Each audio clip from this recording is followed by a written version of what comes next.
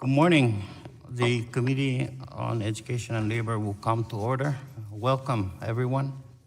I note that a quorum is present, and the committee is meeting today in a legislative hearing to hear testimony on "This is not a drill," educated related response and recovery in the wake of natural disasters.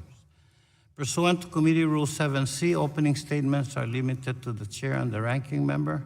This allows us to hear more from our witnesses sooner and provides all members with adequate time to ask questions.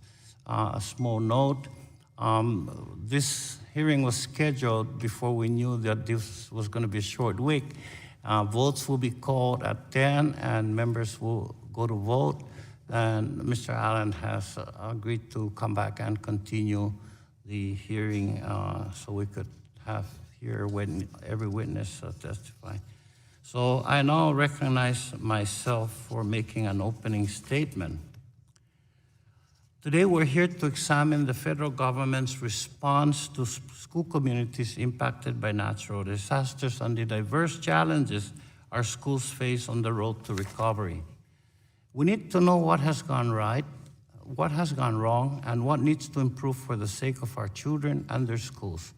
Because we do know that it is a question of when, not if, the next storm will hit. Our distinguished witnesses will share their harrowing experience rebuilding communities in the wake of some of our country's most devastating and recent natural disasters.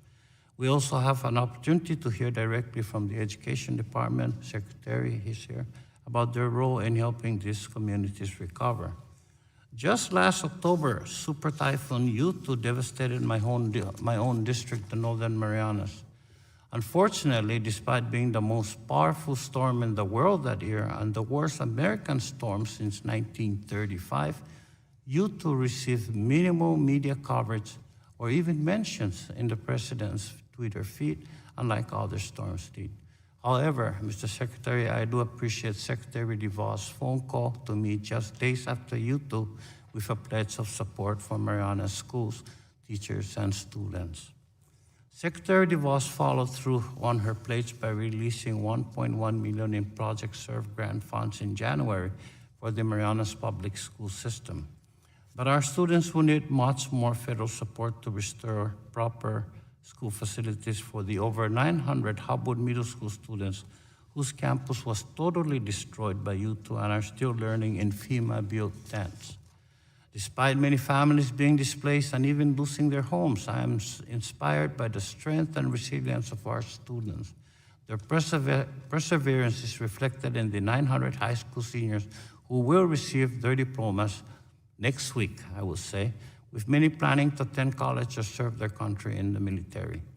Their perseverance is shown through the Marianas High School students I met who won the right to represent the Marianas in the Congressional App Challenge for the second year in a row. And this year's Congressional Art Competition winner, Ms. Julia Therese Malati's artwork, Marianas Strong, shows the strength of the people of the Marianas after Super Typhoon Yutu devastated our islands. The U.S. Virgin Islands, USVI, and Puerto Rico are also devastated by Hurricanes Irma and Maria in 2017. In the U.S. Virgin Islands, it took 5 weeks for affected public schools to finally reopen. Over a year later, these reopened schools continue to struggle with damaged physical and technological infrastructure. While this committee extended an invitation to our friends in Puerto Rico to testify, we were disappointed they could not join us today. Thank you. In response to these disasters, Congress has thrice approved funding to provide relief to Puerto Rico and the U.S. Virgin Islands. Yet very little of the most helpful educational disaster relief funding have been spent, and FEMA has not started rebuilding schools. Elsewhere in our country, California was also devastated by natural disasters. Over the last 2 years, California has been ravaged by the state's worst wildfires in history, killing over 100 people, destroying nearly 20,000 homes, and cutting off schooling for thousands of students for weeks. In total, 12 schools were destroyed and 14 schools were damaged. Beyond the damage the wildfires caused to infrastructure, air quality was severely impacted. The Teachers Union in Oakland Unified School District asked that masks be provided for all students and teachers if district officials did not close the schools. School communities in the Marianas, Puerto Rico, the U.S. Virgin Islands, and Northern California face unique challenges recovering from natural disasters. Yet, the common thread across this crisis is a federal government that refuses to put people before politics and acknowledge the impact climate change has on communities. Worse still, until this week, Republican lawmakers repeatedly blocked passage of a key funding bill to assist communities recovering from Super Typhoon Yutu, the Northern California wildfires, Hurricane Maria, and other recent disasters. The $19 billion disaster relief package includes $165 million to address recovery-related educational needs.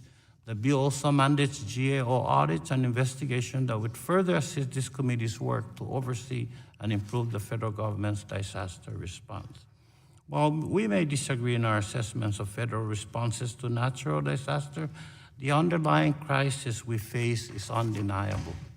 Climate change caused by human activities has worsened natural disasters and made emergency preparedness in schools more difficult. As climate change continues to intensify, the federal government's responsibility to provide school communities with the resources to recover from natural disaster is more important now than ever before. Today's hearing is a critical first step toward ensuring that students, families, and school staff can rely on the federal government to help them not only recover from natural disasters, but actually emerge stronger. I want to thank the witnesses for joining us today, and I now yield to my friend and ranking member, Mr. Allen, for his opening statement.